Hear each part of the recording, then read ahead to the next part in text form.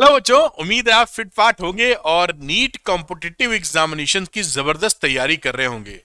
मैं NEET physics के लिए ये डिटेल्ड वीडियो की सीरीज आपके सामने ला रहा हूं, जिसको फॉलो करने के बाद आपको कॉन्सेप्ट की जबरदस्त क्लैरिटी हो जाएगी और न्यूमेरिकल्स भी बनने लगेंगे। तो इन डिटेल्ड वीडियो को सीक्वेंस में देखते रहिए और अपनी फिजिक्स को नीट के लिए स्ट्रांग कर लीजिए। आज हम लोग इस कड़ी में पहुंच गए हैं चैप्टर नंबर 5 पर, लॉज ऑफ मोशन पर। और इसमें हम लोगों ने इस चैप्टर को 5 पार्ट में डिवाइड किया था। आज हम लोग डिस्कस करेंगे पार्ट नंबर 3। पहले 2 पार्ट और उसके पहले के चैप्टर्स का लिंक आपको डिस्क्रिप्शन में मिल जाएगा। तो आइए चलिए देखते हैं, शुरू करते हैं। Laws of motion full chapter schedule, ये 2 पार्ट हम कर चुके हैं। आज हम लोग करने वाले हैं part number 3, common forces in mechanics, free body diagram, apparent wait in A lift etcetera. ये चीजें पढ़ेंगे क्योंकि लॉज ऑफ मोशन में ये चीजें काफी इंपॉर्टेंट होती हैं। फ्री बॉडी डायग्राम तो वैसे भी आप जानते होंगे। यहां पर जो मैं पढ़ाता हूं, कई बच्चों का कहना है कि एनोटेशंस के साथ यानी लिखावट के साथ उनको अगर पीडीएफ मिल जाए तो और अच्छी बात है। तो यहां पर उसका भी सोल्यूशन मिल चुका है।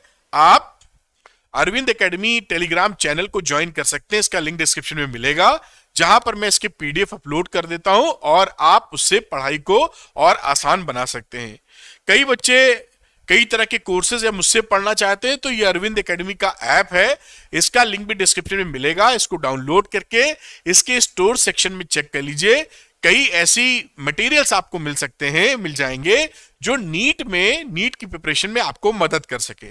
तो आप यहां पर इसको देख सकते हैं, अरविंद एकेडमी ऐप को। आइए टॉपिक शुरू करते हैं। तो नीट फिजिक्स के लिए हम लोग का टॉपिक शुरू हो गया, कॉमन फोर्सेस इन मैकेनिक्स। जो जो कॉमन फोर्सेस है उनका डिस्कशन हम करेंगे। पहला जो सबसे बेसिक फोर्स है वो है वेट। तो वेट के बारे में समझते हैं। सम ऑफ द कॉमन फोर्सेस जो इनके सामने हम आते हैं उसको समझना है। तो पहला वेट बात कर रहे हैं। The weight of an object is equal to the gravitational force with which the earth pull it downward. Earth हमें जिस फोर्स से खींचती है उसी को वेट कहते हैं। आपको मालूम है कि हमेशा जो वेट है वो towards centre of the earth लगता है और उसकी वैल्यू होती है W is equal to mg। हमेशा किधर लगेगा? Towards centre of the earth. Mass और ग्रेविटेशन को आप पहचानते हैं, कोई खास बात इसमें नहीं है, बस just keep this in mind. दूसरा है नॉर्मल रिएक्शन। बेटा, अब ये नॉर्मल रिएक्शन इंपॉर्टेंट है क्योंकि ये बहुत जगह इन्वॉल्व होता है। तो नॉर्मल रिएक्शन कांटेक्ट फोर्स है, बिना कांटेक्ट के ये एक्शन में नहीं आता, मतलब नहीं प्रेजेंट होता। यहां पर लिखा होगा normal reaction is a contact force between two surfaces in contact. और अच्छी बात क्या है कि इसका जो डायरेक्शन होता है वो जिन सरफेसेस के कांटेक्ट में ये है उन दोनों के परपेंडिकुलर डायरेक्शन में होता है। समझ में आई होगी बात कि जहां पर जब सरफेसेस कांटेक्ट में आएंगी तो नॉर्मल रिएक्शन लगेगा, लेकिन लगेगा किधर, किस डायरेक्शन में?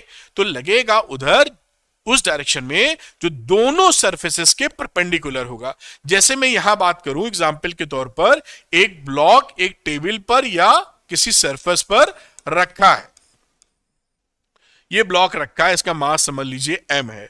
तो ये इस पे टेबल पे फोर्स, लिए टेबल समझ ले, तो टेबल पे फोर्स लगा रहा है और टेबल इस पे फोर्स लगा रही है। तो इन दोनों का कांटेक्ट सरफेस ये है ना, तो इसके परपेंडिकुलर जो नॉर्मल रिएक्शन लगा, इन दोनों का सरफेस के परपेंडिकुलर कौन सा डायरेक्शन है?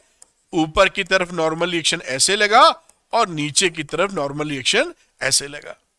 बॉडी ने टेबल पर रिएक्शन के तौर पे वेट अप्लाई किया और टेबल ने बॉडी के ऊपर उसका रिएक्शन दिया, लेकिन direction normal to the surfaces, जिसके कांटेक्ट में भी हम लोग और एप्लीकेशन लेंगे और इसके डिस्कशंस करेंगे और क्लैरिटी आपको मिलेगी। तो ये आपका समझ में आई होगी, ये नॉर्मल रिएक्शन है, क्योंकि एक्शन रिएक्शन पैर में हर चीज बनती है। आपने पढ़ा है न्यूटन के थर्ड लॉ में कि सिंगल फोर्स कभी नहीं बनता।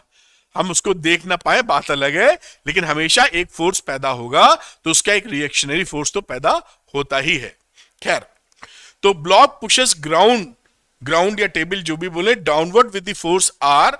ये देखिए फोर्स आर से ये ब्लॉक इस ग्राउंड को पुश कर रहा है नीचे की तरफ, और जो ग्राउंड है pushes the block back with force R, और ग्राउंड इस ब्लॉक को आर नॉर्मल रिएक्शन की फोर्स से ऊपर पुश कर रही है। ऊपर का मतलब है perpendicular to the contact surfaces, और R is equal to normal force आ गया, क्योंकि नॉर्मल फोर्स को कई जगह हम कंसीडर करते हैं जब हम फ्री बॉडी डायग्राम बनाएंगे या बातों को सीखेंगे।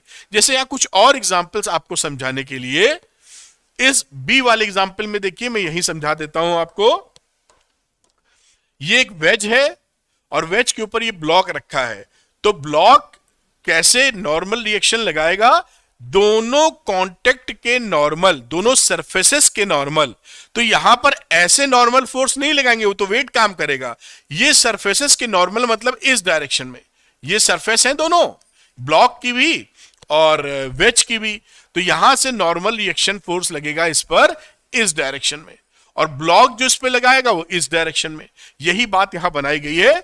ये देखिए एंगल यहां पर 90 डिग्री है जो सरफेसेस हैं उनसे, तो ये फोर्स लग गया ब्लॉक पर, ब्लॉक ने इस पे लगा दिया आर इस वेज पर।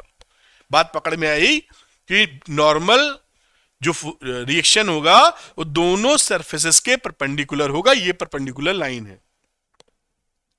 यहां दो ब्लॉक हैं, आपस में कांटेक्ट में हैं, छू रहे हैं ऐसे, ब्लॉक के बीच में नॉर्मल रिएक्शन देखना है। तो इन दोनों का कांटेक्ट सरफेस देखिए ये है ना, तो रिएक्शन किधर लगेगा? इसके परपेंडिकुलर, यानी इधर और इधर, इस कांटेक्ट सरफेस के परपेंडिकुलर। टेबल की बात करें या ग्राउंड की, तो यहां भी रिएक्शन लग रहा होगा, उसको अभी मैं नहीं दिखा रहा हूं, काफी भसड़ हो जाएगी, पीछे देख चुके हैं। वो भी नॉर्मल रिएक्शन काम कर रहा होगा ऐसे, उससे भी इनकार नहीं है। लेकिन इन दोनों के बीच में ये नॉर्मल रिएक्शन कैसे काम कर रहा है बिटवीन द टू ब्लॉक्स? ये देखिए आर इधर M2 पर और आर इधर M1 पर। बात पकड़ में आई होगी कि जहां पर बॉडीज कांटेक्ट में है, नॉर्मल रिएक्शन का डायरेक्शन उन दोनों सरफेसेस के परपेंडिकुलर एक्ट करेगा। तो अब ये बात तो यहां लिखी है, किस डायरेक्शन में क्या लग रहा है वो आप समझ गए होंगे। अगले फोर्स की बात करते हैं, जो कॉमन फोर्सेस हैं, वो है टेंशन। अब ऐसे सवाल आपको बहुत मिलेंगे जिसको हम लोग देखेंगे भी, टेंशन इन द स्ट्रिंग वगैरह। तो यहां जो बातचीत हम देखते हैं वो क्या है? When a body is connected through a string और रोप, किसी स्ट्रिंग से, किसी धागे से, रोप किसी रस्सी से बंधा हुआ है, फोर्स में act on the body by the string और rope due to tendency of extension. यहां पर रोप लगा के आप खींचेंगे तो ये बॉडी मूव करेगी और स्ट्रिंग में आएगा टेंशन। इसको और क्लैरिटी के साथ हम लोग समझेंगे। यहां पर रस्सी बंधी हुई नहीं दिख रही है, इसलिए कम समझ में आ सकता है।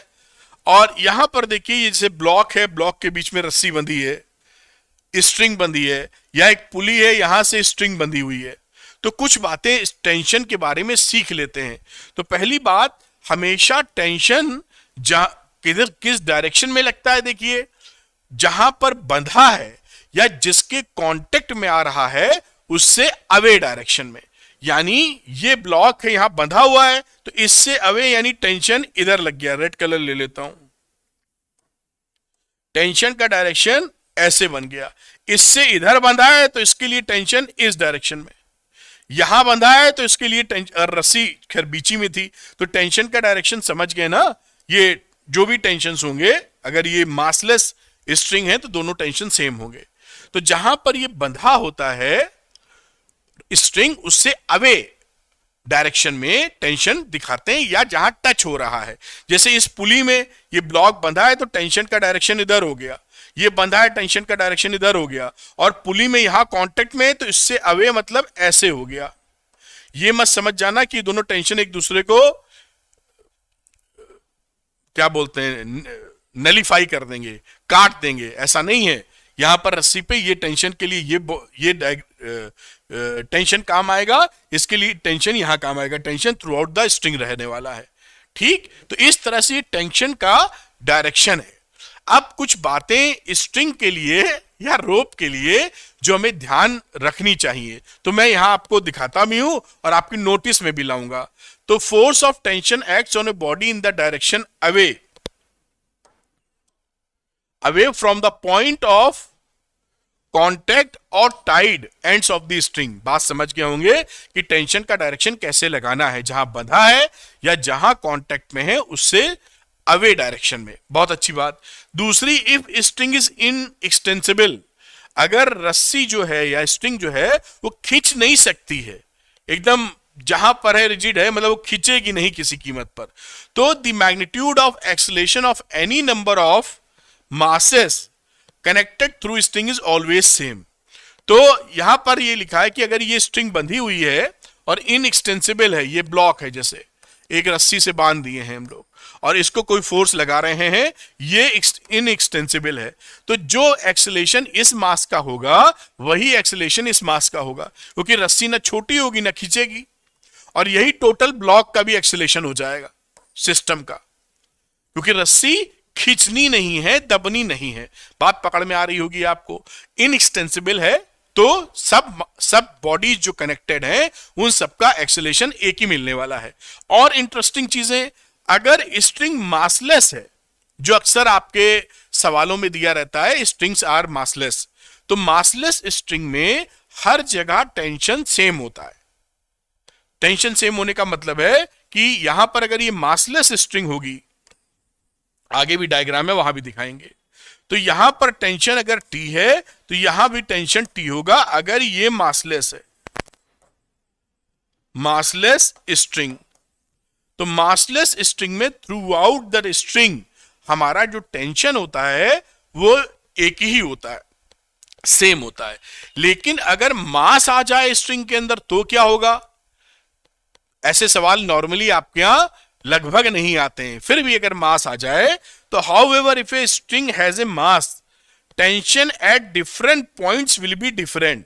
इस दशा में अगर हमारा मास है तो यहां पर टेंशन कुछ और मिलेगा T1, यहां पर टेंशन कुछ और मिलेगा T2, और कहीं और पॉइंट पे ले लेंगे तो वहां टेंशन मिलेगा T3। तो ये अगर string with mass, string with mass, अगर स्ट्रिंग विथ मास है तो हर जगह हमको टेंशन अलग अलग मिलेगा, तो डिफरेंट पॉइंट्स पर रस्सी के डिफरेंट टेंशंस मिलेंगे। मासलेस है तो एक ही टेंशन, और अगर मास है तो डिफरेंट पॉइंट पे डिफरेंट टेंशन। और आगे देखते हैं, यहां पर अगर किसी पुली से if there is a friction between string and pulley, जैसे ये केस बनाया है, यहां मैं समझा दूं फिर तीनों केसेस को समझाऊंगा। Tension is different on two sides of the पुली। अब यहां पर देखिए एक पुली है और इससे एक स्ट्रिंग ले जाते हैं, ऐसे मान लीजिए एक आपने ब्लॉक को लटका रखा है, और ये जो यहां पर फ्रिक्शन मौजूद है, तो अगर फ्रिक्शन मौजूद है तो इसके ये अगर ये मासलेस स्ट्रिंग भी है तो भी यहां पर जो टेंशन मिलेगा, मान लीजिए यहां पर T2 है तो यहां पर आपको T3 मिलेगा, और अगर ये मासलेस स्ट्रिंग है जैसा कि यहां फोटो भी बना है तो यहां पर भी T3 होगा, और यहां पर भी आप T2 कह सकते हैं in case of massless string. बात समझ में आई होगी आपको कि अगर फ्रिक्शन है तो फ्रिक्शन की वजह से दोनों साइड पर टेंशन बदल जाएगा, और मासलेस है तो टेंशन सेम रहता है, तो इस तरफ टेंशन सेम हो गया T2 T2, इस तरफ सेम हो गया T3 T3। ये तीन डायग्राम बने हुए हैं, इससे भी मैं आपको समझाने की कोशिश करता हूं जैसे ये क्लैरिटी आप पकड़ सकें। अब यहां पर देखिए ये जो फोटोग्राफ है इसमें स्ट्रिंग हमारी मासलेस है और पुली के बीच में कोई फ्रिक्शन नहीं है, no friction. Massless string, no friction between pulley, तो उस समय हर जगह टेंशन, ये टेंशन की वैल्यू ऐसे ऐसे सब कुछ TT हो जाएगा ऐसे, और इधर वाला टेंशन ऐसे, तो नो फ्रिक्शन मासलेस पुली लिखा है तो मैं लिख नहीं रहा हूं, ज्यादा क्लमजी हो जाएगा। दूसरी बात करता हूं यहां पर कि स्ट्रिंग इज मासलेस, स्ट्रिंग हमारी मासलेस है लेकिन फ्रिक्शन इन द पुली है, तो यहां पर इस फ्रिक्शन की वजह से इधर वाला टेंशन हो गया देखिए T1, और इधर का टेंशन हो गया T2, तो मासलेस है तो इधर भी T1 और मासलेस है तो इधर भी T2। ये कहानी इसकी हो गई, लेकिन फ्रिक्शन की वजह से दोनों तरफ टेंशंस की वैल्यू फर्क। अब तीसरा केस है जब स्ट्रिंग में मास है, यानी वो मासलेस नहीं है और पुली में फ्रिक्शन भी है, तो string is not massless and there is a friction. उस केस में क्या होगा? फ्रिक्शन की वजह से यहां पर टेंशन अलग T2 और T3, और साथ में क्योंकि स्ट्रिंग में मास है, हर जगह टेंशन अलग होगा। तो यहां के पास वाले के टेंशन की बात करूंगा तो ये T1 कह दो, इससे फर्क, और इस वाले को T4 कह दो। और कहीं मिडिल में लेने जाओगे तो कोई और टेंशन मिल जाएगा। ये बात आप समझ गए होंगे। और अगर बात क्लियर हो गई कि अगर मास है और पुली में फ्रिक्शन है, तो इससे आप अंदाजा लगा के रखिएगा जिस्ट क्या है। अगर मासलेस आपका स्ट्रिंग है, पुली फ्रिक्शनलेस है, तो आपका टेंशन हर जगह सेम रहने वाला है। मासलेस पुली भी लिखा होता है आपका, हर जगह यूनिफॉर्म टेंशन लगा दीजिए, TT away from the connected bodies, या जहां पर कांटेक्ट आ रहा है। और जहां पर आपको दिखाई पड़े फ्रिक्शन इन द पुली है, तो वहां पर टेंशन दोनों सिरों पर बदल जाएगा। और जहां मास भी है स्ट्रिंग में, पुली में फ्रिक्शन भी है, वहां हर जगह आपको टेंशंस अलग अलग मिलेंगे। ये बात आप समझ गए होंगे। इंपॉर्टेंट है, इसलिए मैं एक एक चीज बताऊंगा आपको जिसे सीख सकें। If a force is directly applied on the string, the tension will be equal to the applied force irrespective of the motion of the pulling agent. यानी अगर कुछ भी मोशन हो रहा है, अगर एक फोर्स लगाया गया है और रस्सी बीच में है, तो रस्सी में टेंशन इसी फोर्स के बराबर होगा, इररिस्पेक्टिव ऑफ द मोशन। बात पकड़ में आ गई होगी। नेक्स्ट स्टेप देखते हैं। नेक्स्ट फोर्स वो है स्प्रिंग फोर्स। स्प्रिंग जब लगी होती है, the resistive force developed in A spring. अब आप स्प्रिंग को वर्टिकल भी लगा सकते हैं, ऐसे देखिए, या किसी स्प्रिंग को आप हॉरिजॉन्टल भी लगा सकते हैं, ऐसे। यहां दबाएंगे तो कंप्रेस हो जाएगी, यहां खींचेंगे तो भी एक्सटेंड हो जाएगी। तो स्प्रिंग में कितना फोर्स होता है? माइनस के एक्स। के क्या है? Spring constant. और एक्स क्या है? Change in length of the string from mean position. तो ये यहां लिखा है, मैं रिपीट चलिए लिख देता हूं, change in length in the string from mean position. मतलब अगर यहां पर आपने इसको खींच कर एक्स इलोंगेट कर दिया, एक स्प्रिंग है, ऐसे थी ये, अब आपने दूसरे में क्या किया, थोड़ा और वजन डाला और ये इलोंगेट कर गई, तो इलोंगेशन कितना हुआ? This is x. तो इसके अंदर जो रीस्टोरिंग फोर्स होगा, स्प्रिंग में खींचे हो ना, वो कितने के बराबर होगा? एफ बराबर के एक्स के। माइनस साइन दिखाता है कि जिधर फोर्स लग रहा है उसकी विपरीत दिशा में आपका फोर्स लग रहा है, रिस्टोरिंग फोर्स, इसलिए माइनस लगाते हैं। मैग्नीट्यूड तो के एक्स के बराबर ही होगा। ये स्प्रिंग फोर्स है जो आप समझ पाए होंगे। चलते हैं एक कदम आगे और बातें देखते हैं। अब अगली बात देखेंगे हम लोग, फ्री बॉडी डायग्राम। बहुत ही काम का कॉन्सेप्ट है फ्री बॉडी डायग्राम। कैसे बनाते हैं ये सीखते हैं हम लोग। तो ये रहा हमारा फ्री बॉडी डायग्राम। अब इसमें देखिए क्या है, ए फ्री बॉडी डायग्राम, जिसे शॉर्ट में एफबीडी भी बोलते हो, consist of diagrammatic representation of a single body और ए सब सिस्टम ऑफ बॉडीज। अभी बना के दिखाऊंगा अभी आपको।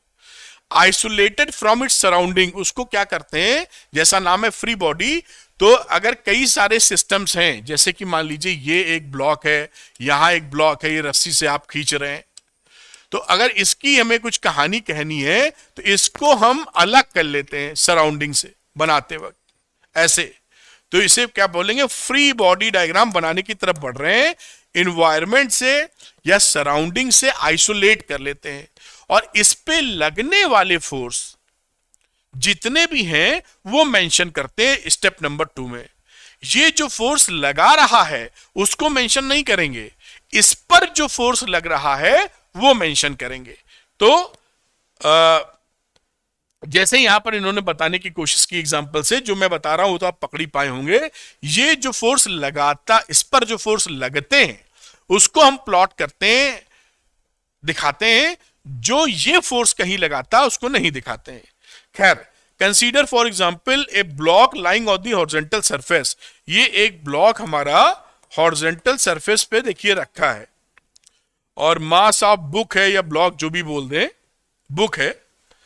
ए free body diagram of the book alone would consist of its weight. अब इसको फ्री बॉडी डायग्राम इसका बनाएं तो आप कैसे कर सकते हैं? ये मैंने बुक उठाई, बुक पर वेट लग रहा था नीचे, इस पे लगने वाले फोर्सेस mg, और ये जो सरफेस थी टेबल या ग्राउंड थी, ये नॉर्मल रिएक्शन लगाएगी इस पर, तो वो एक लग जाएगा नॉर्मल रिएक्शन। ये फ्री बॉडी डायग्राम बन गया। इसका और भी दिखाएंगे फ्री बॉडी डायग्राम, जिससे आप कॉन्सेप्ट क्लैरिटी पकड़ सकें। तो जिस सब सिस्टम को, जिस बॉडी को, जिस पार्टिकल को सिस्टम से अलग कर लीजिए, उस पे लगने वाले फोर्सेस को रिप्रेजेंट कर दीजिए। फिर अगला स्टेप लेंगे कि अगर किधर मोशन हो रहा है तो इक्वेशन ऑफ मोशन बना दीजिए। जिस तरफ मोशन होता हुआ दिखे, मान लीजिए एक्स डायरेक्शन में, उसी डायरेक्शन को एक्स एक्सिस मान लीजिए, चाहे वो ऐसी हो चाहे वो ऐसी हो, इसके परपेंडिकुलर वाई हो जाएगी, तो हमारे लिए आसानी हो जाती। फिर न्यूटन लॉ ऑफ मोशन लगा दीजिए उसके बाद। खैर, तो इसी तरह यहां पर देखिए एक और आपको फ्री बॉडी डायग्राम की चर्चा करने के लिए, जिसे आप समझ पाए, पकड़ा है। तो यहां पर ये एक पुली है बीच में, ये एक ब्लॉक है, अल्फा बीटा इसके इंक्लिनेशन एंगल है, और ये देखिए एक ब्लॉक है, ये दूसरा ब्लॉक है M1 M2, tension massless string ऐसे लगा हुआ। एक्सेलेरेशन देखिए, रेड कलर से दिखा दूं, ऊपर की तरफ ये ब्लॉक जा रहा है और ये भाई साहब नीचे की तरफ जा रहे हैं। इनका फ्री बॉडी डायग्राम अलग अलग बनाया गया है। तो इसका फ्री बॉडी को जब आइसोलेट में बना के दिखाता हूं, ज्यादा पकड़ पाएंगे आप। अब इस बॉडी को मैं अगर ऐसे रखूं, फ्री बॉडी कर दूं, आप ऐसे बॉडी भी बना सकते हैं, पार्टिकल भी शो कर सकते हैं, मतलब जरूरी नहीं है ब्लॉक बनाए, आप ऐसे भी शो कर सकते हैं, आसानी हो जाती है शो करने में। तो अगर मैं इसको M1 मान लूं, तो इस पे वेट लग रहा होगा नीचे, इस पे लगने वाले फोर्सेस, ये रहा आपका M1G। ये टेंशन T लग रहा है ऊपर, तो ये हो गया फोर्स टेंशन का। नॉर्मल रिएक्शन इधर लग रहा होगा इन दोनों की सरफेसेस से perpendicular, which is equal to normal reaction. ये ब्लॉक की बात कर दी हमने। और कौन सा फोर्स है अब यहां पर इसके कंपोनेंट आप कर सकते हैं। आपको मालूम है कि यहां पर अगर मैं ये फोर्स लूं जो आप mg इधर गिराते, इस कंपोनेंट की बात कर रहा हूं, तो ये क्या हो जाएगा, दिस इज अल्फा, तो ये हो जाएगा mg cos अल्फा।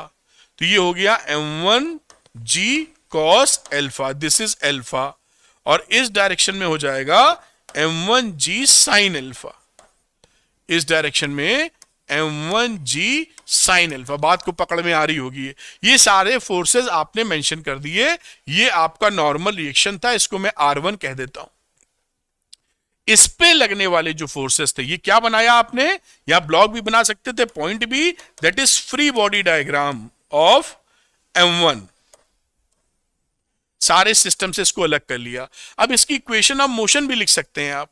कैसे लिख सकते हैं, आपको पता है कि ए वाले एक्सेलेरेशन से इस दिशा में भाग रहा है, तो इस दिशा में लगने वाले फोर्सेस क्या रहे, इधर बढ़ रहा है, तो T minus M1G sin alpha, ये फोर्स था, इस फोर्स को घटाकर नेट फोर्स इधर मिला, is equal to M1 into ए। ये देखिए इक्वेशन की मोशन, इक्वेशन ऑफ मोशन हो गई। और वर्टिकल डायरेक्शन में कोई मूवमेंट नहीं है, क्योंकि ये ऐसे तो घूम नहीं रहा है। तो इसका मतलब क्या है कि R1 is equal to M1G cos alpha. ये इक्वेशन ऑफ मोशन आप आराम से लिख सकते हैं फ्री बॉडी का। ये सबसे बढ़िया काम होता है। अब यहां पर देखिए, इसको अगर आप थोड़ा मैथमेटिकली लिखें, जो आपको पढ़ाया भी जाता है, तो इस डायरेक्शन को x मान लेंगे, तो आप क्या लिखेंगे, समेशन fx, ऐसे किताबों में लिखा रहता है, इंटू m इंटू ए। ये घटना में समेशन fx का मतलब इसी नेट फोर्स जोड़ मारा अपने डायरेक्शन के साथ। और यहां y डायरेक्शन, ये x पकड़ा, ये y, तो y डायरेक्शन को क्या लिखोगे, इसमें आपका फोर्स समेशन सबका जीरो ना चाहिए, क्योंकि कोई एक्सेलेरेशन नहीं है y डायरेक्शन में। इस तरीके से इसकी कहानी सेट हो जाती है। ऐसे ही आप इसकी सेट कर सकते हैं। आप जरा प्रैक्टिस कीजिए इसको रोक कर वीडियो को, कि क्या आपसे ये बन पा रहा है। बिल्कुल बन पाएगा। यहां ये मैंने समझाया है, तो इसके लिए मैं यहां इसी फोटो से समझा देता हूं। देखिए मास तो इसका नीचे काम कर रहा है, वो तो उसमें तो कोई गफलत होती नहीं, सीधे बना दीजिए। एल बीटा है, तो इस डायरेक्शन में ये एंगल भी बीटा हो जाएगा। तो m2g cos बीटा, इस डायरेक्शन में इसका कंपोनेंट m2g का तो m2g साइन बीटा, ठीक है। और टेंशन तो इधर लगी रहा है टेंशन, और ये लग रहा है नॉर्मल रिएक्शन R2। यही सारे फोर्सेस जो इस पर लग रहे हैं वो यहां शो कर दिए। देखिए टेंशन इधर लग रहा है, R2 इधर लग रहा है, m2 cos बीटा इधर है, m2 sin बीटा इधर है, m2g का कंपोनेंट ले रखा है। अब यहां भी इसी तरीके से आप इक्वेशन को बिल्ड कर सकते हैं, क्योंकि ये बॉडी किधर जा रही है, ये एक्सेलेरेशन इसका नीचे की तरफ है, देखिए इधर। तो अगर इसका इक्वेशन लिखे, मैं लिख के दिखाता हूं जिससे आप पूरी बात अच्छे से पकड़ पाए। देखिए इधर डायरेक्शन को आप x मान लीजिए इसके लिए, और y इसको ऐसे मान लीजिए। तो आप क्या लिखेंगे, summation of F X m into a m2 into a, क्योंकि इस डायरेक्शन में जा रहा है। समेशन एफ एक्स का मतलब क्या है, x एक्सेस की डायरेक्शन में नेट फोर्स, तो m2g sign beta minus t बराबर m2a। देखिए इसमें से ये घटाया क्योंकि नेट फोर्स इधर बड़ा होगा तभी तो इधर जाएगा, इसमें से ये नहीं घटाएंगे, यहां टेंशन घटाता, टी में से घटाता, कहां गया ये, क्योंकि ये ऊपर जा रहा था तो टेंशन को इससे बड़ा होना चाहिए तब तो ऊपर ले जा पाएगा। और यहां पर आप देख रहे हैं m2g साइन बीटा बड़ा होना चाहिए टेंशन से, तभी ये नीचे ला पाएगा। बात आप समझ गई, ये क्वेश्चन बन गई। और Fy जो होगा उस डायरेक्शन में सब कुछ शून्य है, क्योंकि ऐसे तो इसका मोशन हो नहीं रहा है, रुक रहा है। तो आप इस फोर्सेस को बैलेंस कर दीजिए, m2g cos बीटा की जो वैल्यू है, और माइनस करेंगे तो माइनस R2 करके आप शून्य के बराबर रख सकते हैं। दोनों फोर्सेस आपस में इक्वल हो गए। इस तरह से फ्री बॉडी डायग्राम आप बना सकते हैं। मैं हट जाता हूं, नोट कर लीजिए फ्री बॉडी डायग्राम कैसे बनाना है, ये मैंने कोशिश की है कि आपको अच्छे से बता सकूं। जिस बॉडी का फ्री बॉडी डायग्राम बनाना चाहते हैं, सिस्टम से उसको आइसोलेट कर लीजिए, उस पे लगने वाले फोर्स, उस पर लगने वाले फोर्स को मेंशन कर लीजिए। जिस डायरेक्शन में मोशन होता दिख रहा है या होना चाहता है, लग रहा होगा, उसको एक्स एक्सेस पकड़ लीजिए, आसानी होती है। Vertical direction Y axis, equation of motion लिख मारिए और सॉल्व कर डालिए। खैर ये मैं आपको दिखा रहा हूं, फिर और भी चीजें करेंगे जिससे बात पकड़ में आए। ये समझ गए होंगे। इसको थोड़ा सा ऊपर करता हूं जिससे कि पूरी बात आपके सामने आ जाए। तो फ्री बॉडी डायग्राम कैसे बनाते हैं, थोड़ा सा आपको अंदाजा भरपूर तरीके से मिला है। अब यहां पर बात करते हैं, लिखा है a cylinder of weight W, ये सिलेंडर है और इस तरीके से ये इसका क्रॉस सेक्शन हिस्सा दिख रहा है। Resting on a V groove as shown in the figure, ये वी ग्रूव है, इस पर रेस्ट कर रहा है। Draw its free body diagram. अगर मैं फ्री बॉडी डायग्राम बनाऊं, अभी मैं बनाऊंगा, इस पे कुछ फोर्सेस मेंशन कर देता हूं। ये सिलेंडर का क्रॉस सेक्शन है, क्रॉस सेक्शन समझते हो ना, ऐसे सिलेंडर, ये मान लीजिए सिलेंडर है, तो इस तरीके से ये वी शेप है, यहां पर ऐसे फंसा हुआ है, ये हिस्सा आपको दिख रहा है, ठीक। तो आप क्या करेंगे, इस पर देखिए यहां पर इसका वेट काम कर रहा होगा जो कि W होगा, और जहां पर ये कांटेक्ट में है वहां पे नॉर्मल रिएक्शन काम करेंगे perpendicular to the both of the surfaces. तो ये सरफेसेस एक स्ट्रेट लाइन सी है, एक सर्किल टाइप की है, ऐसा समझ लें। तो नॉर्मल रिएक्शन ऐसे काम करेगा जो उसके सेंटर की तरफ जाए, और इसको बोल दीजिए N1, इस पे यहां पर ऐसा, दिस इज N2। ये तीन फोर्सेस हैं। अब फ्री बॉडी डायग्राम बन गया। इसको उठा के आप इस गोले को ऐसे बना दें, एक वेट काम कर रहा है नीचे W, और एक फोर्स इस पे नॉर्मल रिएक्शन काम कर रहा है, N1 इधर और N2 इधर। या आप चाहें तो यहां भी, ये N1 यहां दिखाया है, पॉइंट ऑफ एप्लीकेशन यहां भी दिखा सकते हैं कि N1 इधर है और N2 इधर है। तीनों फोर्सेस एक ही पॉइंट पर एक्ट कर रहे हैं, फिर जो रिजल्ट आएगा वो आएगा। बात पकड़ रहे हैं ना, ऐसा ना समझिए कहीं दूर है, पॉइंट ऑफ एप्लीकेशन है। ये फ्री हम लोग वेक्टर्स की तरह ट्रीट करते हैं, इसको बिना रोटेट किए पैरेलली खिसका सकते हैं आप। तो आप ये समझ लीजिए कि इसी पर N1 इस डायरेक्शन में, N2 इस डायरेक्शन में, ये देखिए इसी की सीध में, इसी की सीध में, और W इधर काम कर रहा है। बन गया फ्री बॉडी डायग्राम। ये W का मतलब वेट है, ये आप समझते ही हैं। और इस तरीके से जो भी कंडीशन कहानी बनाई है वो हम निचोड़ देंगे मतलब इक्वेशन को सॉल्व कर डालेंगे। एनीवे आइडिया मिला होगा। एक और सवाल लेते हैं जिससे और क्लैरिटी आए। 3 blocks A, B and C are placed one over the other। इस तरीके से 3 ब्लॉक रखें। In figure draw free body diagram of all the 3 blocks. इन तीनों ब्लॉक्स को, अब देखिए ये सिस्टम है पूरा, यहां से किसी बॉडी को आइसोलेट फ्रॉम सराउंडिंग्स, हम ए को अलग कर लेंगे BC से, बी को अलग कर लेंगे सबसे, सी को सबसे अलग कर लेंगे, उस पे लगने वाले फोर्सेस को मेंशन करेंगे, फ्री बॉडी डायग्राम बन जाएगा। जैसे मैं बात करूं फ्री बॉडी डायग्राम ऑफ ए, ये बनाया, और ये क्या है, FBD ऑफ ब्लॉक ए। ठीक, इस पे कौन कौन से फोर्स एक्ट करेंगे देखिए, तो यहां पर एक तो इसका वेट काम कर रहा होगा नीचे, WA, जो कि मैं यहां पे नीचे की तरफ काम करा देता हूं, वेट ऑफ ब्लॉक ए। साथ में जो ब्लॉक बी पर रखा है उसका नॉर्मल रिएक्शन ऊपर लगेगा, यहां पर ये नॉर्मल रिएक्शन ऐसे मारेगा ऊपर, इसको N1 बोल दो ए के ऊपर। तो यहां पर यहीं पर आप मेंशन कर सकते हैं दिस इज N1। N1 क्या चीज है, नॉर्मल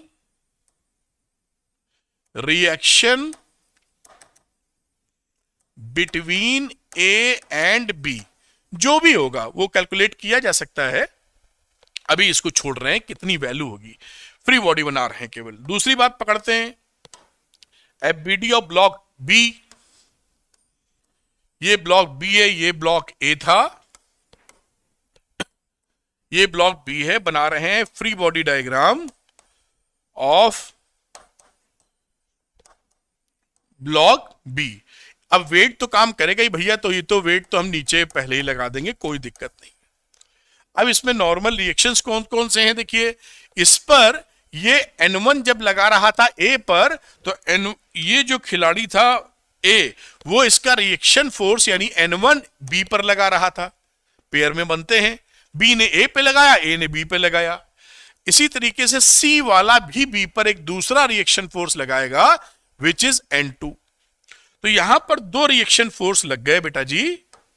एक तो फोर्स लग गया N1 नीचे की तरफ, ऐसे दिखा सकते हो, या इसी पॉइंट पर N1 का डायरेक्शन ऐसे दिखा सकते हो, N2 ऊपर की तरफ, तो इसी पॉइंट पर आप इसको N2 भी लिख सकते हो। अब N1 तो यही रिएक्शन था जो यहां लिखा था, वो आप समझ गए होंगे। N2 की वैल्यू क्या हो जाएगी, नॉर्मल रिएक्शन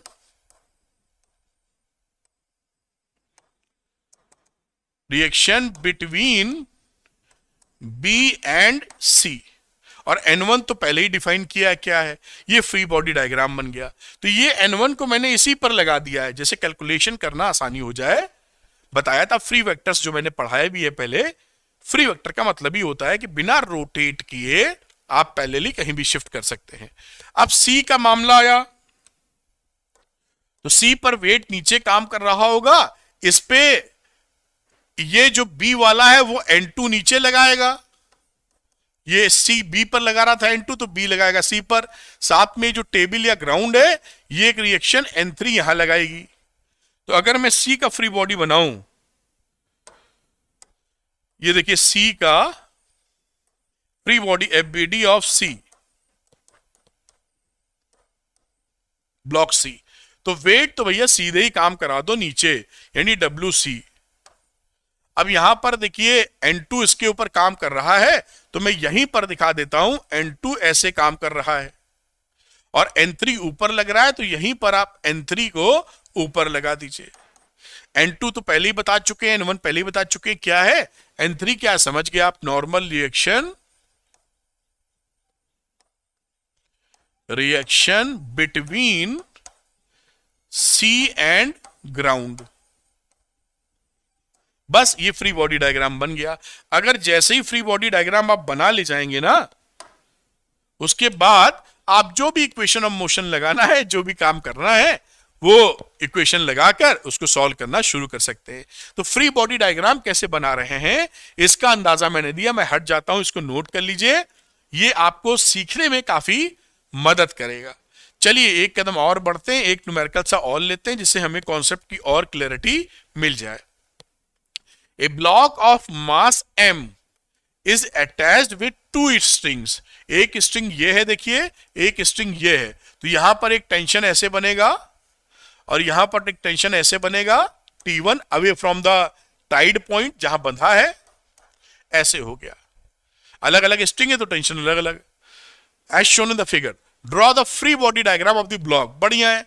अब इस ब्लॉक को सारे सिस्टम से अलग कर लेते हैं, आइसोलेट। ये ब्लॉक चाहो तो बनाओ, चाहो तो पॉइंट बनाओ। तो मैं ये ब्लॉक बना देता हूं। ठीक, इस ब्लॉक पर इसका वेट काम कर रहा होगा mg नीचे की तरफ, इसमें कोई मसला नहीं है। दूसरा, एक टेंशन काम कर रहा है T2 इधर और एक टेंशन काम कर रहा है T1 इधर, और ये जो T1 है ये हॉरिजॉन्टल से कितना एंगल बना रहा है, दिस इज थीटा। तो T1 के आप कंपोनेंट ले सकते हो, इसको ले सकते हो T1 cos थीटा और इस डायरेक्शन में T1 sin थीटा। और बस जिधर भी मूवमेंट ये दोनों अगर रुके हुए हैं, हॉरिजॉन्टली नहीं मूव कर रहा है तो बराबर हो जाएंगे, और इस डायरेक्शन में किधर ही मूव करने की कोशिश करे तो बढ़िया है, नहीं करे तो ये T2 बराबर T1 cos थीटा हो जाएगा। फ्री बॉडी डायग्राम बन गया। इससे आप इक्वेशन लॉज ऑफ मोशन की लगा के सवाल को सॉल्व कर सकते हैं। तो फ्री बॉडी कैसे बना ये आप देख लीजिए। आगे चलते हैं, बात समझने की कोशिश करेंगे। अब अगला एक सवाल लेते हैं बेटा। इस सवाल में देखिए क्या है, इंटरेस्टिंग सवाल है और कॉन्सेप्ट क्लैरिटी के लिए एग्जांपल्स ये काफी काम आते हैं।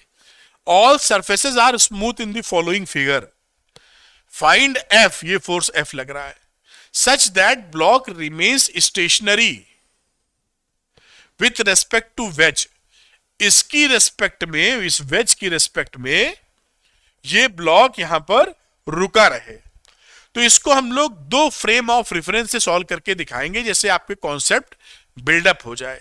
एक क्या रहेगा, इनर्शियल फ्रेम ऑफ रेफरेंस, बंदा यहां खड़ा हुआ है जमीन पर, ग्राउंड पर, तो ये कौन सा रेफरेंस है, इनर्शियल फ्रेम ऑफ रेफरेंस।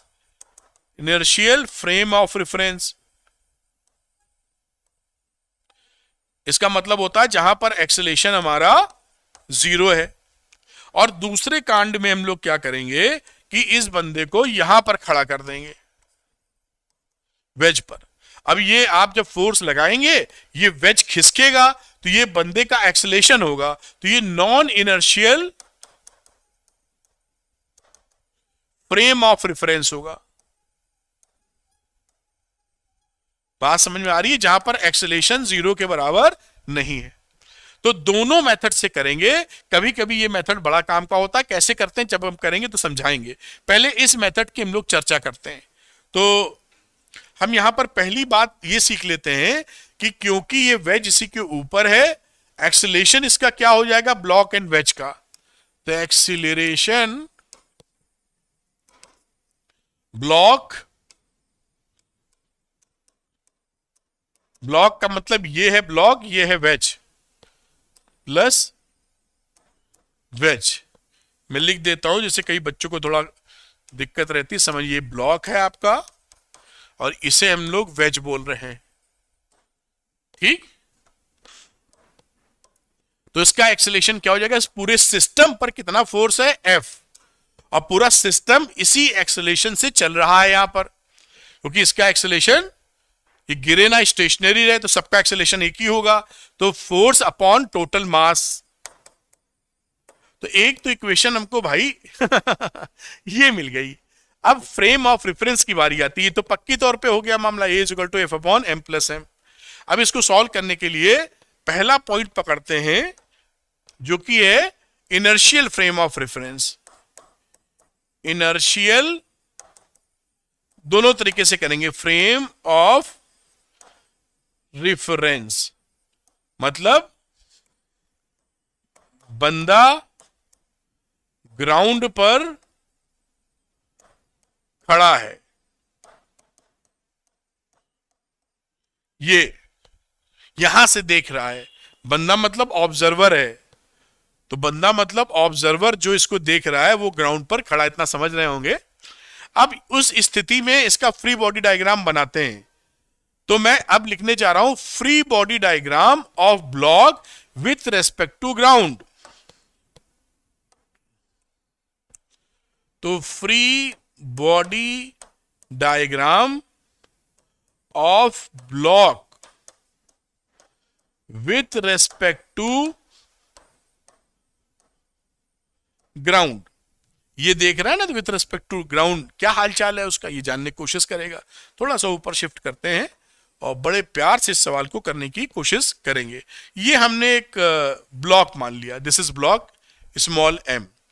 इस पे फोर्सेस कौन कौन से लगेंगे देखिए, एक तो वेट लग रहा है इस पे नीचे mg, वो तो बड़े प्यार से आप लगा देते हैं, कोई टेंशन उसमें नहीं होती है। दूसरा इसका नॉर्मल रिएक्शन लगेगा, देखिए यहां पर अगर आप देखें तो ये यहां से लगाएगा एक नॉर्मल रिएक्शन n, और वेट तो ये काम कर ही रहा है mg नीचे। तो ये जो बंदा देख रहा है फ्री बॉडी डायग्राम के लिए, एक तो वजन इसका लग रहा है mg नीचे, और दूसरा नॉर्मल रिएक्शन ऐसे लग रहा है, इस डायरेक्शन में नॉर्मल रिएक्शन लग रहा है। ये डायरेक्शन कितनी है, थोड़ा इसका एंगल समझा देते हैं आपको। ये देखिए, इसको मैं पीछे बढ़ा दूं, ये थीटा है तो ये एंगल थीटा हो जाएगा, तो यहां बढ़ाएंगे तो this angle will become theta, ये वर्टिकली अपोजिट एंगल है। तो यहां पर ये जो एन लग रहा है,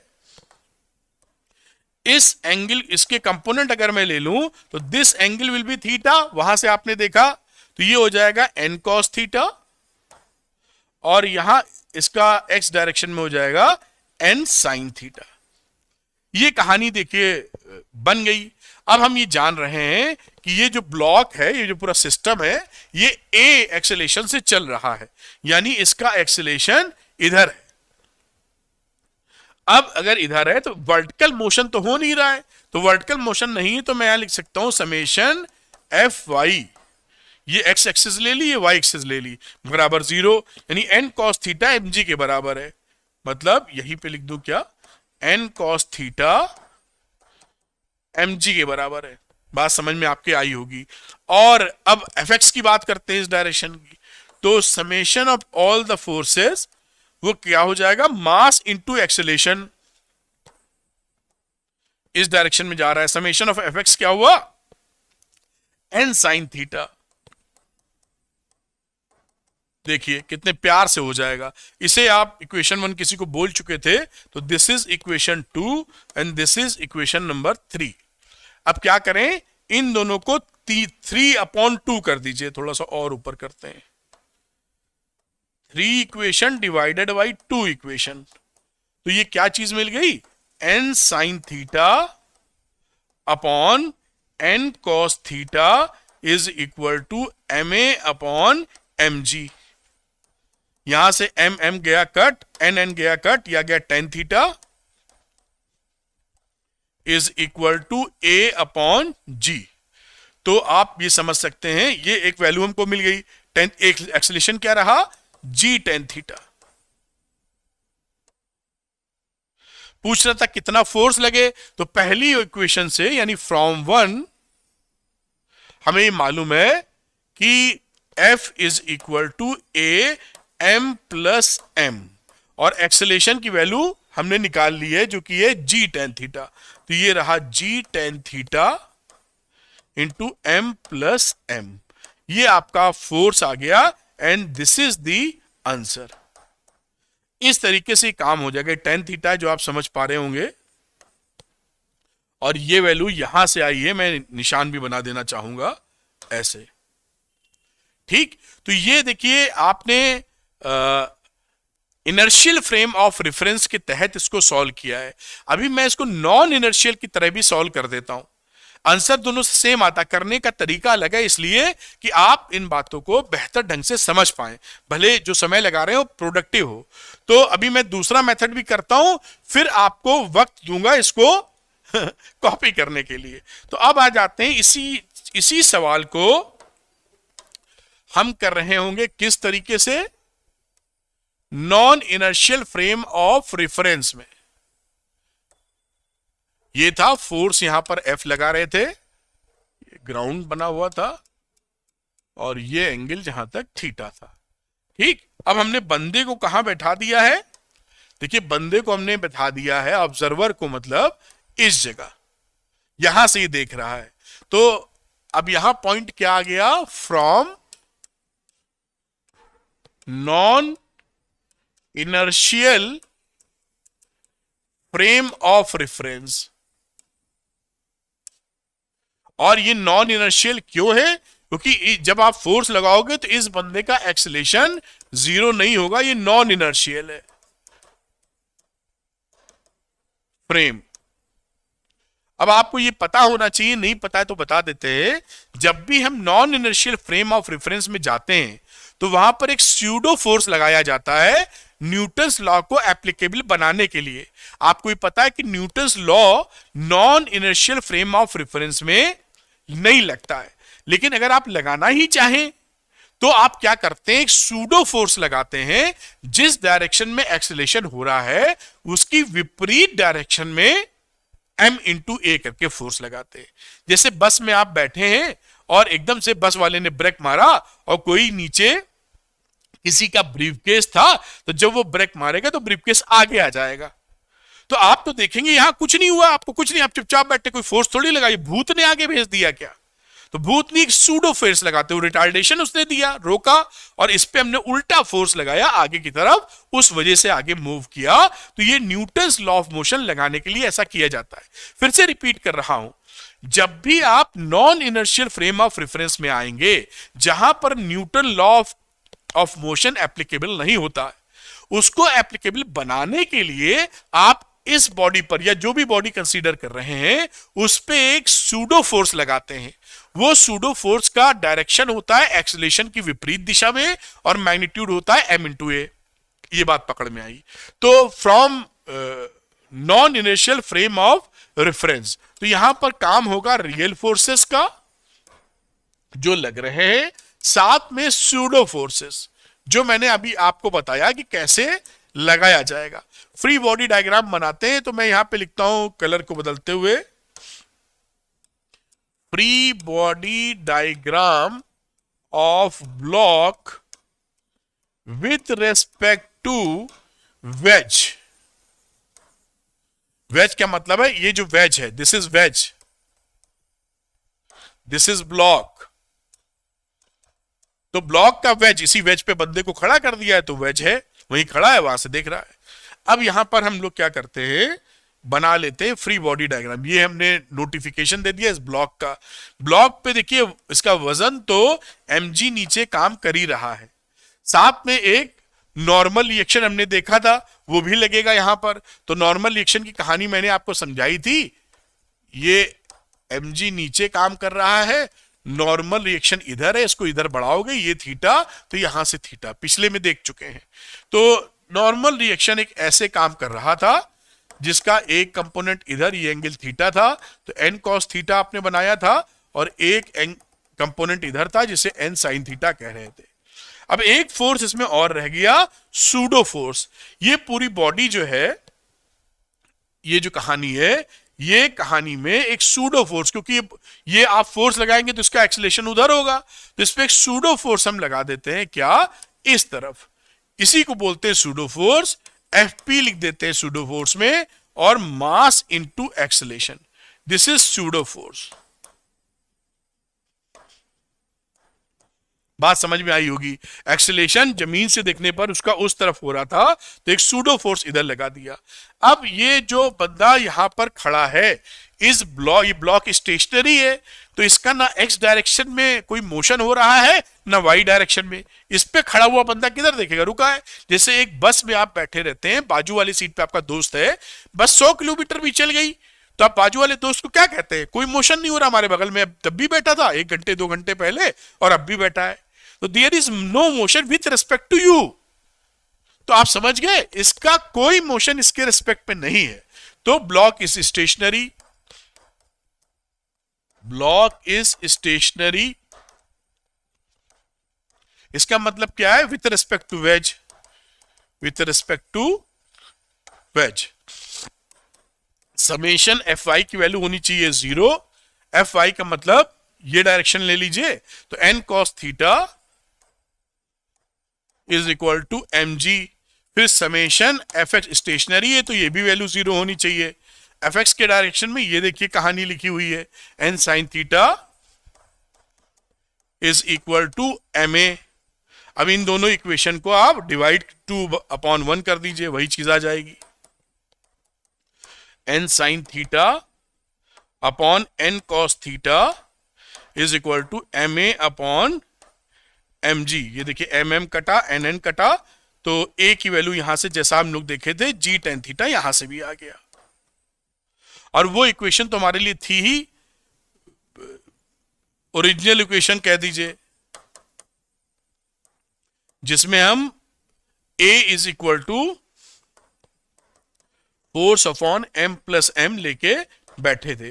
तो कितना फोर्स आ जाएगा यहां पर, F is equal to a m plus m, और a की जगह ये वैल्यू पुट कर दो, तो ये वैल्यू हो गई G tan theta into m plus m। ये आंसर हो गया। देखिए, तो किसी भी रेफरेंस फ्रेम में आप सवाल को निकालें, तरीके फर्क हो सकते हैं, आंसर एक ही आएगा।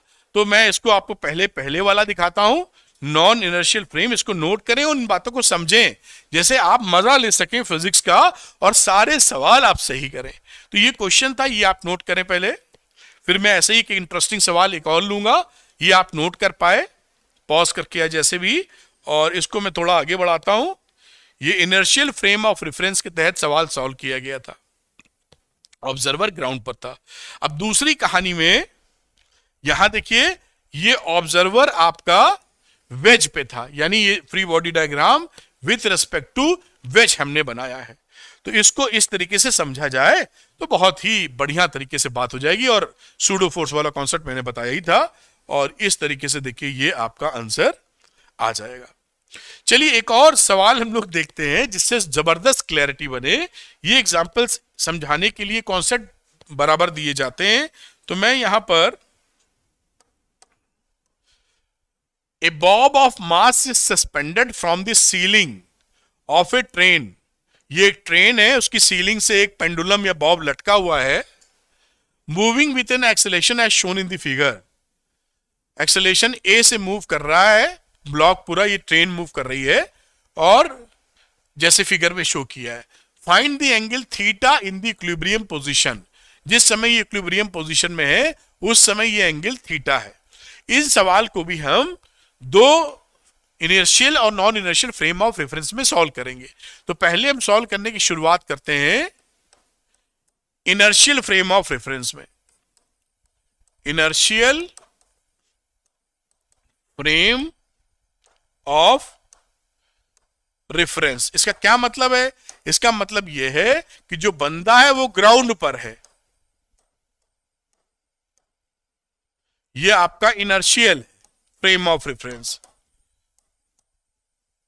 क्योंकि इस समय इसका एक्सेलेरेशन इस बंदे का 0 है। तो यहां ग्राउंड से जब देखेगा तो कहानी क्या लगेगी उसकी चर्चा हम लोग करने वाले हैं। तो केवल इनर्शियल फ्रेम ऑफ रेफरेंस में केवल रियल फोर्सेस ही लेते हैं, सूडो फोर्स नहीं लिखते हैं, ओनली रियल फोर्सेस। अब free body diagram of bob with respect to ground.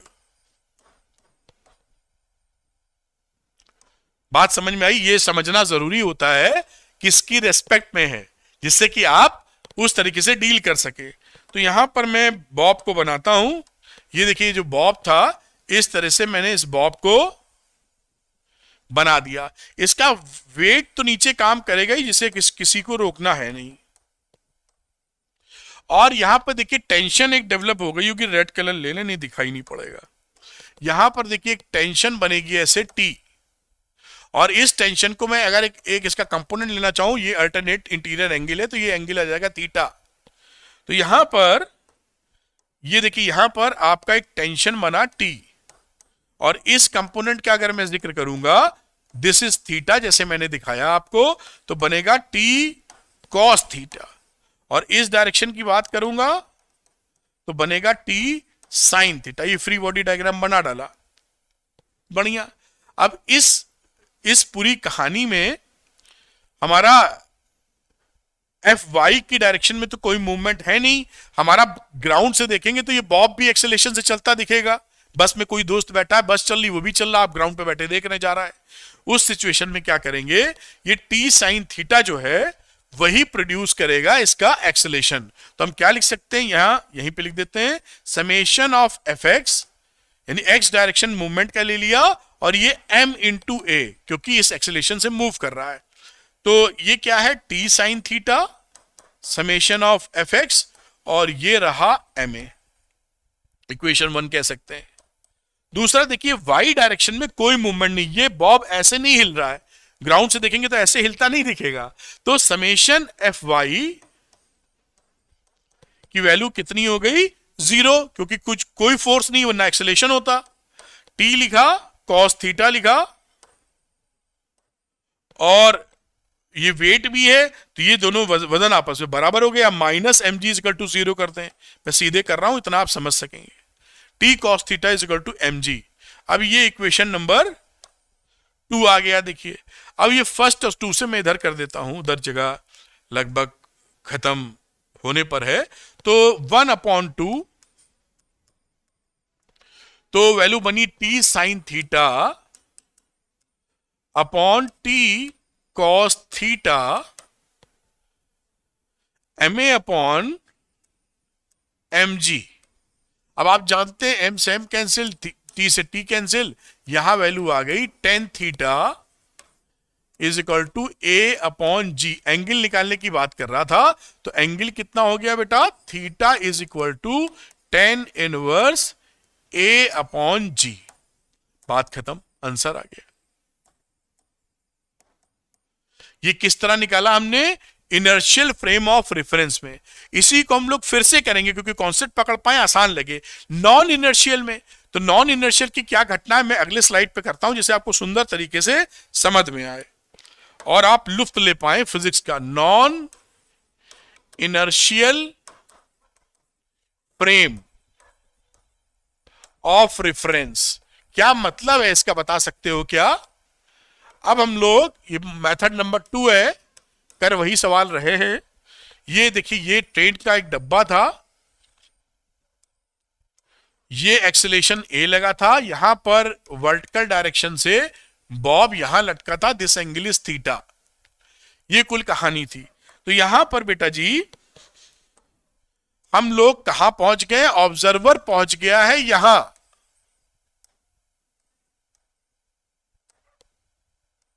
यहां। अब ये जो है ये कौन सा है, non inertial frame of reference.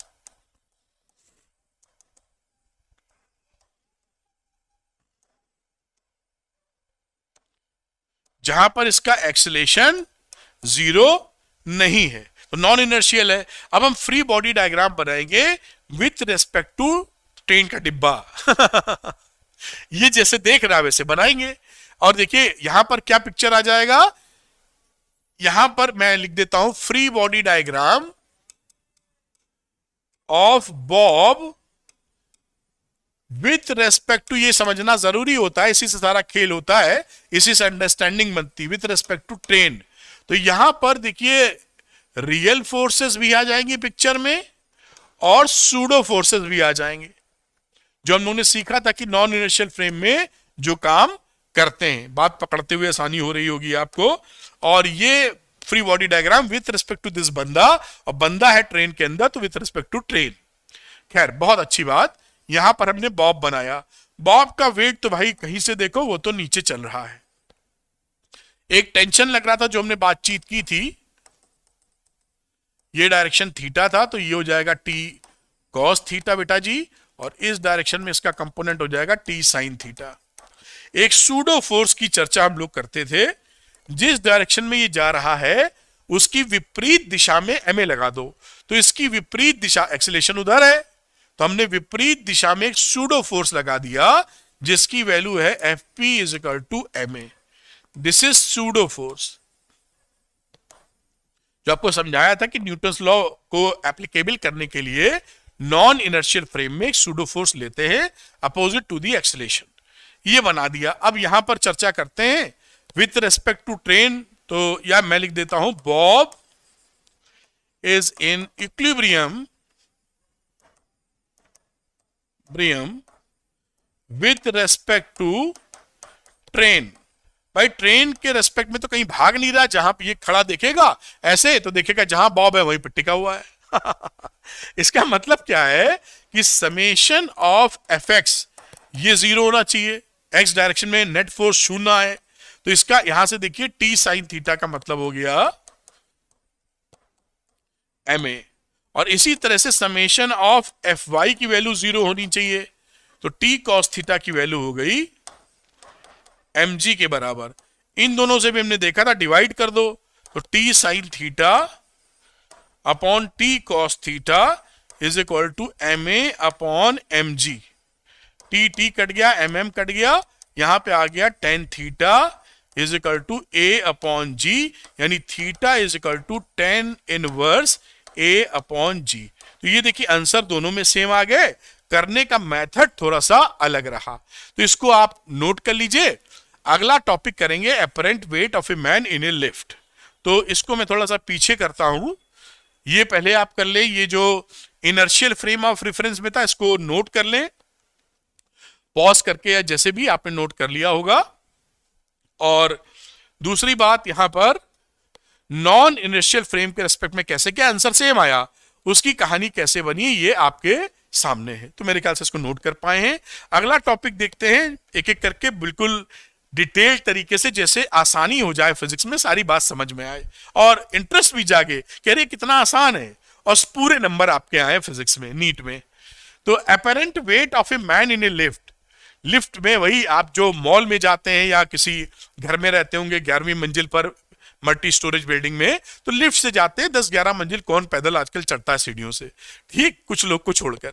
तो वो जो लिफ्ट में जाते हैं तो आपका जो वेट होता है वो एक्चुअल वेट कब दिखेगा, अपरेंट कब दिखेगा, वो बता देता हूं पहले जिससे आप समझ जाएं। वही यहां पर लिखा होगा, देखिए जब आप लिफ्ट में खड़े हैं और इस समय लिफ्ट रुकी हुई है, लिफ्ट रुकी है या एक्सेलेरेशन इसका जीरो है, कोई एक्सेलेरेशन इसके अंदर नहीं। आप मान लीजिए लिफ्ट रुकी हुई है ना, या यूनिफॉर्म स्पीड से गिर रही है, उस समय आपको जो, अगर यहां पे हम वेइंग मशीन लगा दें, वजन तौलने वाली मशीन, तो जो ये आपको वेट बताती है वो आपका रिएक्शन का फोर्स होता है। रिएक्शन जितना दिख रहा है वही इस वेइंग मशीन में रीडिंग आती है। एक्चुअल वेट तो तब होगा जब रुका हो, जब ये रुकी हुई होगी या यूनिफॉर्म स्पीड से गिर रही होगी, उस समय रिएक्शन की वैल्यू हो जाती है वेट के बराबर। तो ये एक्चुअल वेट होता है उस समय, दिस इज एक्चुअल वेट। जब हमारी लिफ्ट या एलिवेटर एट रेस्ट या फिर यूनिफॉर्म मोशन में हो, यूनिफॉर्म स्पीड कह देते हैं, उस समय तो W इक्वल टू mg हो जाता है, बढ़िया। लेकिन आप देखेंगे कि जब लिफ्ट, अभी हम देखेंगे कि लिफ्ट मान लीजिए ऊपर की तरफ एक्सेलेरेट हो रही है या लिफ्ट नीचे की तरफ एक्सेलेरेट हो रही है या और भी कुछ केसेस, तो रिएक्शन फोर्स आपके बदल जाते हैं, ये रिएक्शन फोर्स बदल जाएंगे और आपको ये महसूस होता है। जैसे मैं बचपन में जब लिफ्ट में चढ़ता था, लिफ्ट जाती थी, तो मुझे थोड़ा लगता था कि मेरा वेट बढ़ गया, तो घबराहट होती थी, अरे क्या हो रहा है, अजीब सी फीलिंग आती थी। और आपको भी ऐसा महसूस होगा।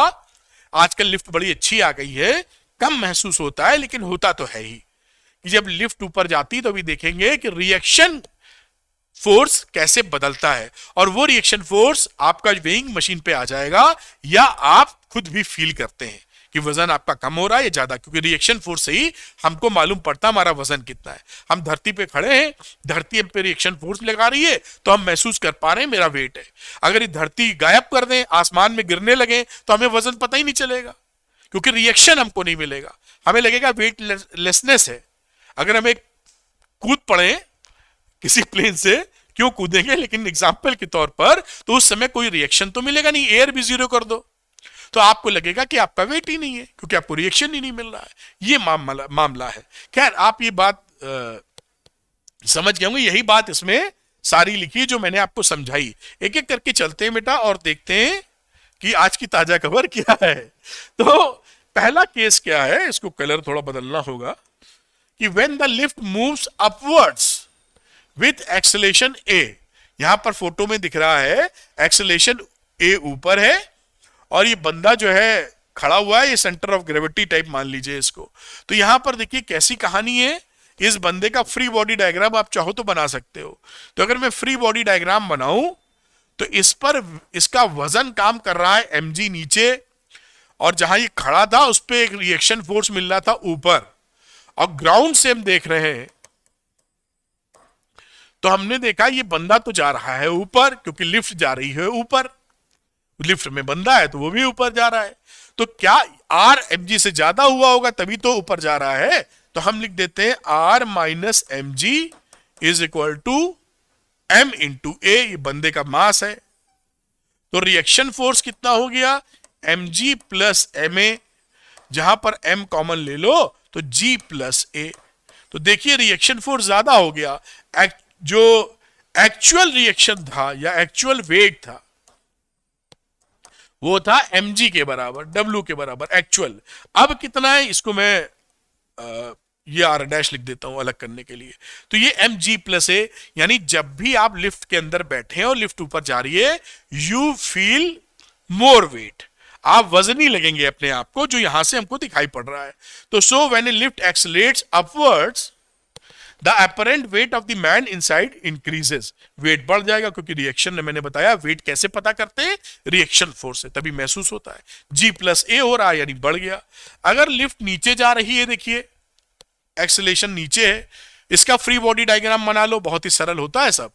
mg हो गया नीचे, रिएक्शन लग रहा है ऊपर, और इसका जा किधर रहा एक्सेलेरेशन। अब ये आप इनर्शियल फ्रेम ऑफ रेफरेंस जमीन से देख रहे हैं, नीचे जा रहा है तो mg बड़ा होगा, तो mg minus R is equal to M A, R इधर ले लो तो mg माइनस एम ए, तो आर की वैल्यू क्या हो गई, mg माइनस ए।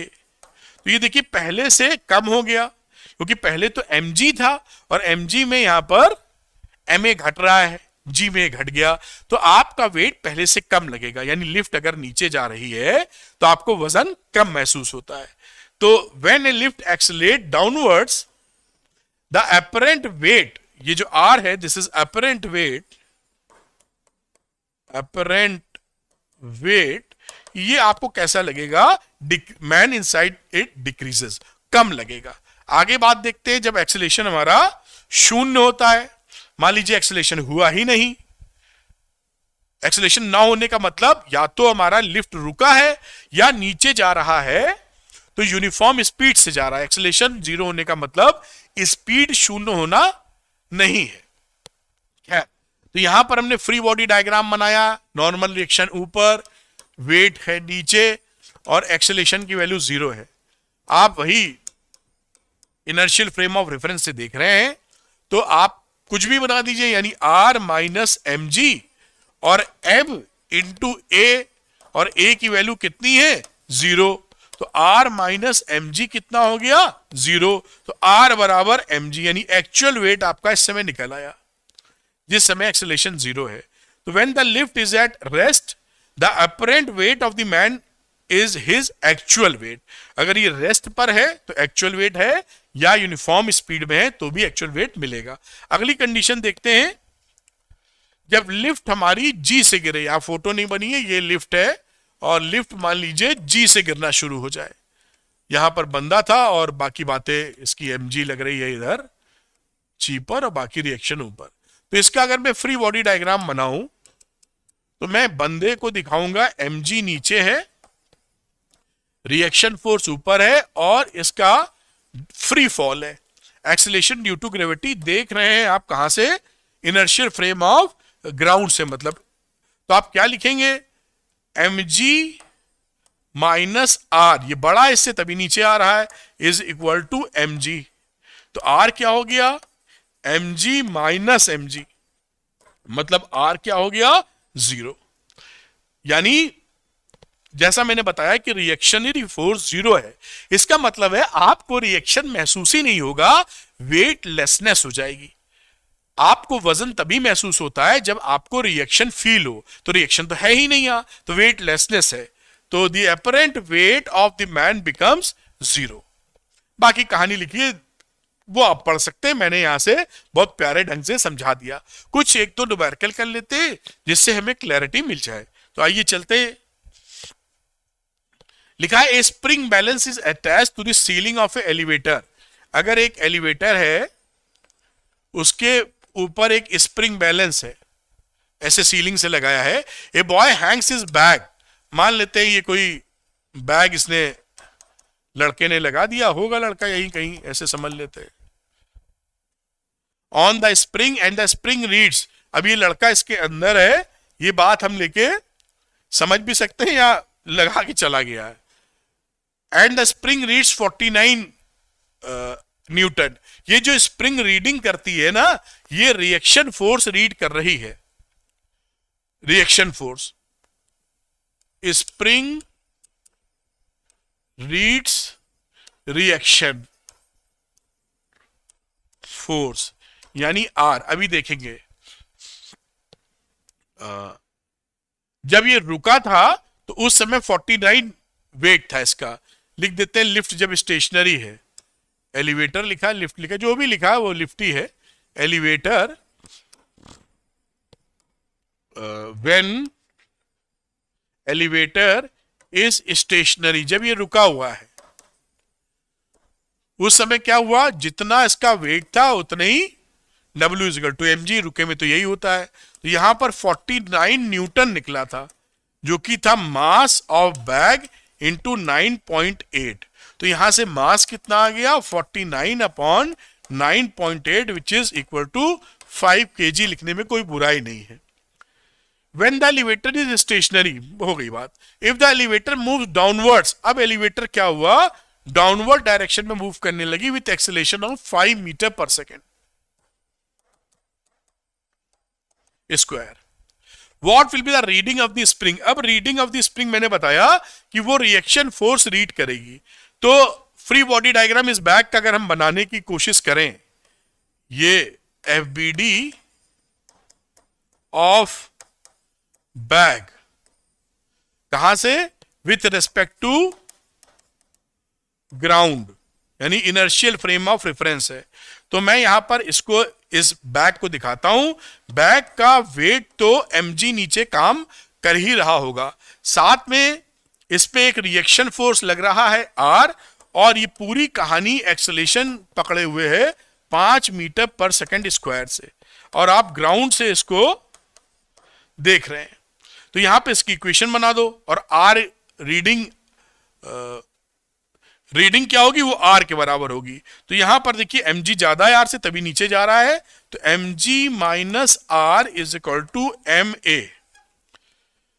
तो mg कितना था, mg इज 49, या वही वैल्यू आ जाएगी। mg की वैल्यू तो शुरू में दे रखी थी जो कि 49 आई थी, मैं इसको 49 कर देता हूं। रिएक्शन मुझे मालूम नहीं, मास निकाला है 5 और 5 इसका एक्सेलेरेशन है। तो R कितना हो गया, 49 माइनस 25, तो आ गया 24 न्यूटन। और यही आंसर है, क्योंकि आपका स्प्रिंग बैलेंस यही रिएक्शन की रीडिंग पढ़ेगा। ये ध्यान रखिएगा, स्प्रिंग रीड्स रिएक्शन फोर्स। इस तरीके से निकला, मैं हटता हूं, नोट कर लीजिए, ध्यान भी रखिएगा, जिससे सवाल आवे तो आप सुपरहिट हो जाएं। चलिए अगला सवाल देखते हैं, ये भी थोड़ा इंटरेस्टिंग है लेकिन है सरल। यहां पर देखिए लिखा क्या है, if an stationary elevator of man is standing with a bucket of full of water. यहां एलिवेटर है और यहां पर एक बंदा खड़ा है, ऐसे समझ लीजिए, अपने साथ उसने एक बकेट ले रखी है, बाल्टी, उसमें ये बताएंगे छेद है, फुल ऑफ पानी भरा हुआ पूरा, या the bucket has a hole at its bottom, bottom पर छेद है, this is whole.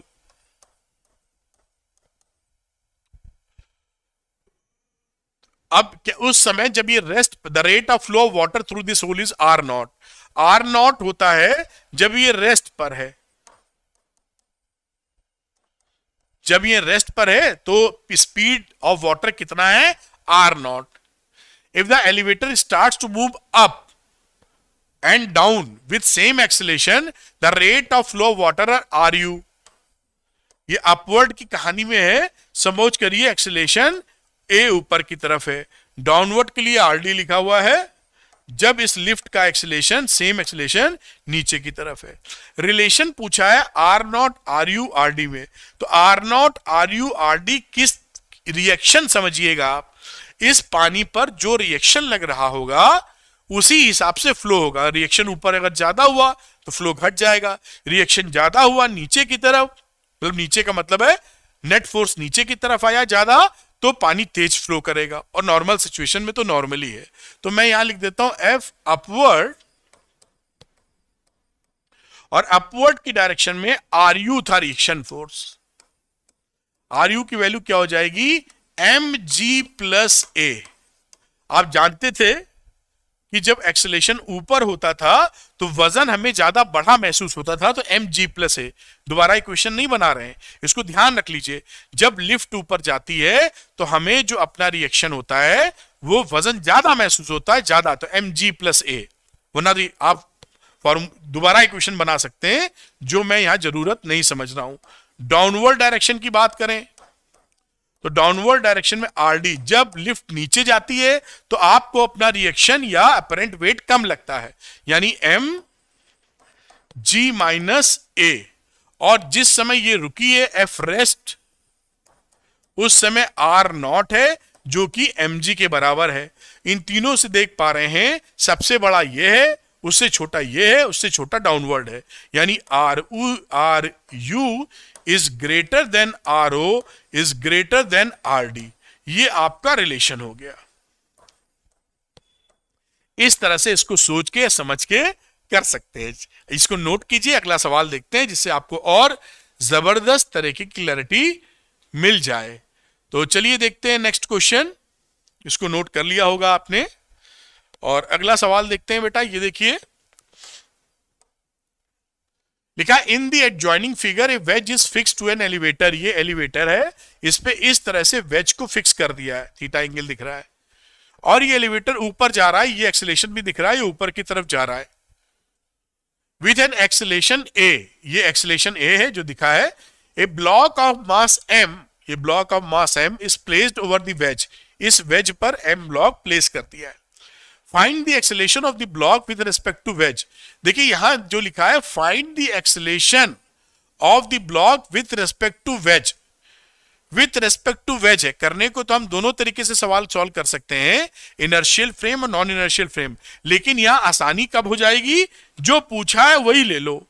With respect to veg, तो हम बंदे को इसी वेज पे खड़ा कर देते, ऑब्जर्वर को, जो देखेगा. तो हमारे लिए जब हम फ्री बॉडी डायग्राम इसका बनाएंगे तो विथ रिस्पेक्ट टू वेज बनाएंगे. ये जो बंदा खड़ा है ये non inertial frame of reference में है, तो सूडो फोर्स लगाना पड़ेगा. आप समझ जाइए ये क्या है, क्योंकि एक्सेलेरेशन ऊपर है ना, एक्सेलेरेट हो रहा है ये. तो कलर मैं बदलना चाहता हूं. ये देखिए non inertial frame of reference में. क्यों, क्योंकि इसका एक्सेलेरेशन जीरो नहीं है. तो यहां पर जब एफबीडी बनाओगे, FBD of block, free body diagram of block with respect to wedge, और यहां पर जो फोर्सेस आप लगाओगे वो दोनों आ जाएंगे रियल प्लस सूडो फोर्स. क्योंकि ये आप समझ चुके हैं अब तक ये किसमें है, non inertial frame of reference में. बनाओ, उसमें क्या दिक्कत है. तो यहां पर ये ब्लॉक बनाया, तो ब्लॉक पे आप चाहो तो पूरा ब्लॉक बनाओ, वरना ऐसे ही ब्लॉक दिखा दो ऐसे. इसका वजन तो देखिए नीचे लगी रहा है mg. यहीं पे कुछ कानून कर देते हैं पहले, तो आपको समझने में आसानी रहेगी. इस m पे एक वजन लग रहा है, देखिए mg नीचे की तरफ, समझ पाए होंगे आप. और इस पर एक सूडो फोर्स भी हम लगाएंगे. एक्सेलेरेशन इसका ऊपर है तो एक सूडो फोर्स एफपी लगाएंगे नीचे ही. यानी इसी पर एक फोर्स नीचे की तरफ है जो कि Fp है, उसकी वैल्यू क्या है, मास इनटू एक्सेलेरेशन। दो तरह के फोर्स लग रहे हैं। इस पे नॉर्मल रिएक्शन भी लग रहा होगा, बिल्कुल लग रहा होगा। तो आप नॉर्मल रिएक्शन भी यहां चाहें तो ऐसे खड़ा करते हैं N।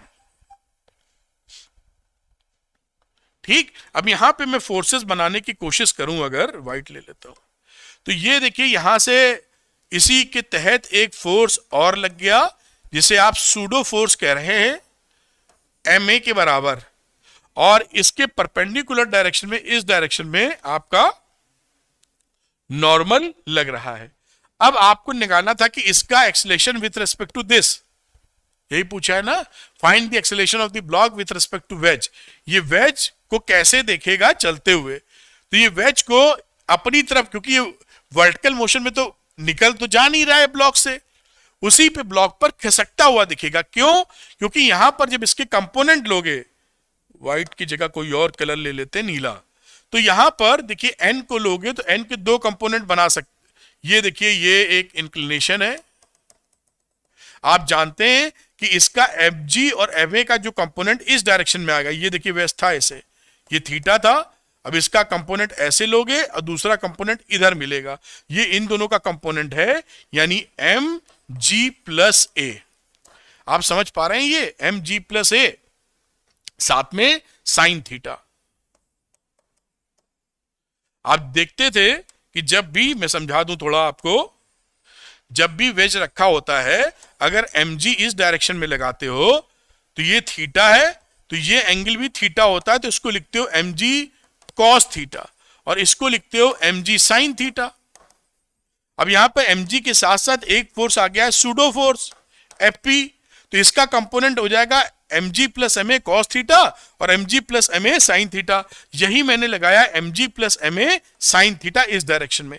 इस नॉर्मल फोर्स को ये बैलेंस कर लेगा, कौन सा, mg plus ma cos theta. तो हमने देखा कि समेशन ऑफ fy इज 0। इसका मतलब क्या है कि n की वैल्यू हो गई mg plus ma cos theta. भाई उधर y में कुछ है नहीं, और समेशन ऑफ fx क्या दिखेगा, m इंटू जो एक्चुअल एक्सेलेरेशन मिल रहा है उसका, x डायरेक्शन हमने ऐसे पकड़ रखी है, तो मास लिख दो और कुछ मैं एक्सेलेरेशन ऐसे लिख देता हूं। तो देखिए यहां से वैल्यू क्या बनी, fx का मतलब हो गया इस डायरेक्शन में मोशन है, तो m g फोर्स है, M G plus A sine theta is equal to M A dash. इस m से ये m कैंसिल हो गया, तो a डैश कितना आ गया, a dash is equal to g plus A sine theta. यही आपका आंसर है। इसको थोड़ा सा समझने की कोशिश कीजिएगा। यहां पर जैसे एक सिंपल फोर्स mg काम करता है, उसके दो कंपोनेंट लेते हैं, ये एंगल थीटा लेते हुए mg cos theta, mg sin theta. ये डाउनवर्ड फोर्स में हमारा mg के साथ साथ सूडो फोर्स भी आ गया है, यानी mg प्लस ma हो गया है। तो mg प्लस ma का एक कंपोनेंट तो इस cos थीटा वाले में और एक sin थीटा वाले में, और इस नॉर्मल रिएक्शन को तो इसने mg plus ma cos theta ने बैलेंस कर दिया। इससे में कोई मतलब नहीं, इधर तो इस तरफ मोशन हो ही नहीं रहा है, तो कोई एक्सेलेरेशन उससे मतलब नहीं, वो तो x डायरेक्शन में सरकेगा ऊपर जाने पर। तो ऊपर जाने पे जो सरक रहा है वो इस तरह आपको दिख रहा है, g plus A sine theta a dash, और a डैश की वैल्यू हो गई g plus A sine theta. यानी जब ये बॉडी पूरी ऊपर जाएगी तो ये जो आपका ब्लॉक है वो आपकी तरफ इस एक्सेलेरेशन से भागने की, सरकने की कोशिश करेगा। ठीक, तो इसको भी आप नोट कर लीजिए, फिर देखते हैं हम लोग।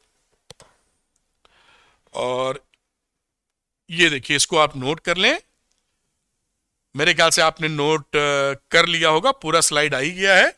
तो मैं उम्मीद करता हूं कि ये वीडियो काफी फ्रूटफुल रहा होगा, काफी कॉन्सेप्ट आपके क्लियर हुए होंगे और सवाल भी लगा के मैंने दिखाया। तो अगर ये वीडियो पसंद आया है तो लाइक और शेयर कीजिए, अरविंद एकेडमी चैनल को सब्सक्राइब करना मत भूलिएगा, और ध्यान रखिए कि अगर इसका पीडीएफ चाहिए तो अरविंद एकेडमी टेलीग्राम चैनल को सब्सक्राइब कर लीजिए। Thank you very much, wish you all the best.